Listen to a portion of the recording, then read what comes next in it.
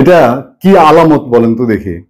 এই কিছুদিন বাদে আপনারা যদি উষ্টা খেয়ে কেউ রাস্তায় পড়ে ব্যথা পেয়েও থাকেন গত জুন জুলাই মানে 24 জুলাই আগস্টের দিকে, তাহলে আপনারাও কি জুলাইয়ের যোদ্ধা খাতায় নাম লিখাতে পারবেন কিনা? মানে আলামত তো সেটাই বলছে, আলামত লক্ষণ যেদিকে যাচ্ছে অনেকটা সেদিকে। কি ভয়াবহ একটা অবস্থা। মানে শরীরে আচর লাগলেও মেডিকেল সার্টিফিকেট বের করে গত জুন জুলাই, বা মাথায় চুলকানি হলেও আপনি যদি মেডিকেল সার্টিফিকেট একটা বের করতে পারেন তাহলে জুলাই যোদ্ধার খাতায় নাম উঠে যায় কিনা, এই আলামতই তো সামনে। এবং এটা হলেও অবাক হওয়ার কিছু থাকবে না। আপনারা দেখেন যে অবস্থা তৈরি হয়েছে, যে জুলাই ফাউন্ডেশন না কি একটা করলো না, তারাই বলছে যে কোথায় কোথা থেকে মেডিকেল সার্টিফিকেট বের করে যেভাবে পারে সেভাবে আপনার এই জুলাই যোদ্ধার তালিকা একটা হয়েছে। এটা কম্পিউটার সিস্টেমের মধ্যে সব অনেক অসংখ্য অসংখ্য ভুয়া নামটাম ওখানে যোগ হয়েছে। এবং দেখেন একের পর এক সাংঘাতিক খবরাখবর। কি হয়েছে? এক ভদ্রলোকই বলবো, কারণ উনি দেখি প্রধান উপদেষ্টার সাথেও তার ছবি আছে, উপদেষ্টা আসিফ মাহমুদ সজীব ভুঁইয়ার সঙ্গে ছবি আছে, বিভিন্ন জনের সঙ্গে ঘুরে বেড়ান। মানে হেডলাইনটাই খুব চমৎকার ছিল, আপনারা তো এটা অনেকেই জেনে গেছেন। এরকম 2-3টা ঘটনা আমাদের সামনে এখন আছে এবং লাস্ট একটা আপডেট আছে। ইন্টারেস্টিংলি হেডলাইনটা হচ্ছে এরকম যে জুলাই যোদ্ধা সেজে তারা কি না করতে পারে, জুলাই যোদ্ধা হওয়ার জন্য কি না করতে পারে। ওই যে একই সময়ে ঢাকা ও চট্টগ্রামে গুলিবিদ্ধ জুলাই যোদ্ধা একই জন মামলা করেছে। যে মামলা ঢাকায় হয়েছে, চট্টগ্রামেও হয়েছে, এবং বাদী একজনই, তিনি জুলাই যুদ্ধে আহত হয়েছেন এক সময়। কিভাবে সম্ভব? এটা ওই অলিয়া উলিয়া দরবেশ সাধু সন্ন্যাসীরা দেখতাম তাদের দ্বৈত সত্তা, দ্বৈত শরীর দুই জায়গায় থাকতো।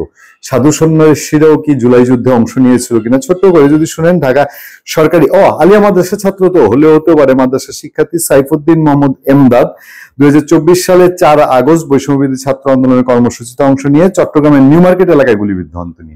আচ্ছা, এই অভিযোগে নগরের খুলশী থানায় মামলা করেন তিনি। কিন্তু একই দিনে সাইফুদ্দিন ঢাকায় গুলিবিদ্ধ হয়েছেন দাবি করে ঢাকার আদালতে আরো একটি মামলা করা হয়েছে। এক ব্যক্তি একই দিনে ঢাকা ও চট্টগ্রামের দুই জায়গায় গুলিবিদ্ধের অভিযোগ হওয়ার মামলার এই অসঙ্গতি নিয়ে দেখা দিয়েছে মিশ্র প্রতিক্রিয়া। এটা হলো একখানা খবর। জুলাইয়ে থানা থেকে তো প্রশিক্ষণ তো নাই, মানে মাথার মধ্যে আছে প্রশিক্ষিত যারা তত অন্য কাজ করেছে, থানা থেকে অস্ত্র লুট করে দিছে দৌড়। ওই থানায় অস্ত্র লোড করা ছিল, ওইটার থেকে টুস করে বের হয়ে আহত হয়েছে, সেও নাকি জুলাই যোদ্ধা। মানে এইসব কাণ্ড কারখানা চলছে। তার মধ্যে আরো একটা ইন্টারেস্টিং খবর আমাদের সামনে। সেই ইন্টারেস্টিং খবর হচ্ছে জুলাই যোদ্ধার স্বাস্থ্য কার্ড যুবলীগ নেতার হাতে তুলে দিলেন ওসি ইউনো। আচ্ছা, কেমন সেটা? যুবলীগ তখন কি ভূমিকা ছিল আপনারা জানেন। জুলাই যোদ্ধা দেখলেই পারলে জায়গা মতো কি একেবারে সাইজ করে। ময়মনসিংহের গফরগাঁয়ে জুলাই যোদ্ধা হিসেবে এক যুবলীগ নেতার হাতে স্বাস্থ্য কার্ড তুলে দিয়েছেন উপজেলা প্রশাসন। এ নিয়ে সমালোচনার সৃষ্টি হয়েছে। স্বাস্থ্য ও পরিবার কল্যাণ মন্ত্রণালয়ের উদ্যোগে দেয়া এই কার্ড বিতরণ করেন গফরগাঁও উপজেলার ইউনো এনএম আব্দুল আল মামুন ও গফরগাঁও থানার সাবেক অফিসার ইনচার্জ ওসি মোহাম্মদ শিবিরুল ইসলাম। আচ্ছা, কার্ড বিতরণ অনুষ্ঠানে সভাপতিত্ব করেন উপজেলা স্বাস্থ্য ও পরিবার কল্যাণ কর্মকর্তা। অনুষ্ঠানে প্রধান অতিথি হিসেবে উপস্থিত ছিলেন গফরগাঁওয়ের ইউনো। আচ্ছা, তারপরে অনুষ্ঠানে জুলাই যোদ্ধা হিসেবে যুবলীগ নেতা মোহাম্মদ তারা মিয়া ছাড়াও স্বাস্থ্য কার্ড দেওয়া হয় নূরে আলম সালেক সহ বেশ কয়েকজনকে। অভিযোগ রয়েছে যে তারা মিয়ার সাবেক সংসদ সদস্য ফাহমি গোলন্দাজ, আলতাফ হোসেন গোলন্দাজের ছেলে ফাহমি গোলন্দাজ বাবেল ও সাবেক পৌর মেয়র ইকবাল হোসেন সুমনের ঘনিষ্ঠজন। তার আওয়ামী লীগে বিভিন্ন মিছিল মিটিং অংশগ্রহণের ছবি ও ভিডিও রয়েছে। 2024 সালে 5 আগস্ট ফ্যাসিস্ট শেখ হাসিনা পতনের পর রাকিয়াপুরা এলাকায় তার ভাইয়ের লাঠির আঘাতে তিনি চোখে আহত হন। আচ্ছা, কিন্তু তাকে এখন আন্দোলনে আহত যোদ্ধা বানানো হলো। এটা কোনোভাবেই কাম্য নয় বলছে ওখানকার লোকজন। আর কোথায় যাবেন এই তামসা নিয়ে?